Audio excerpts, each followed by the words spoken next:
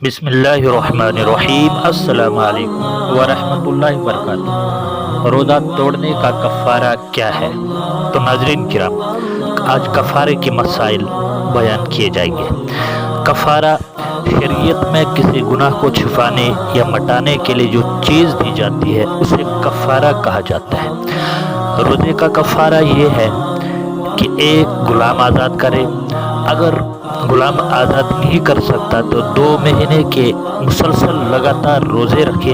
اگر 2 مہینے کے روزے رکھنے کی طاقت نہ ہو تو 60 مسکینوں کو دونوں وقت پیٹ بھر کر کھانا کھلایا جائے، یا 60 مسکینوں میں سے ہر ایک کو 2.25 کلو گیہوں یا اس کی قیمت دے دے۔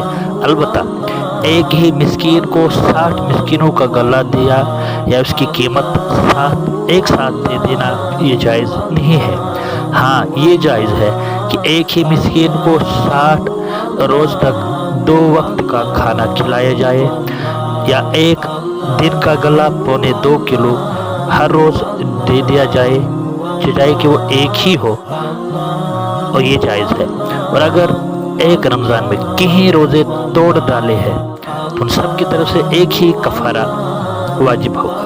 کفارہ روزہ کو چھوڑنے کی وجہ سے نہیں بلکہ روزے کو توڑنے کی وجہ سے واجب ہوتا ہے۔ کسی نے سحری کھائی اور اس کے بعد پھر دن میں روزہ توڑ دیا تو اس پر اب یہ کفارہ واجب ہو جاتا ہے۔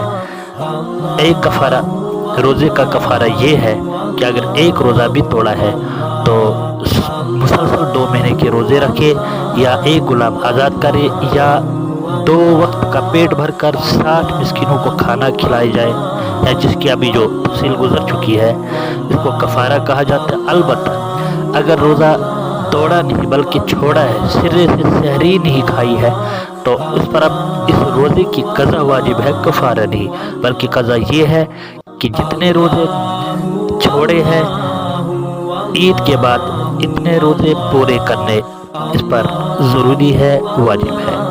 سبحان اللہ و بحمدہ، سبحانک اللہم و بحمدک، سبحان اللہ۔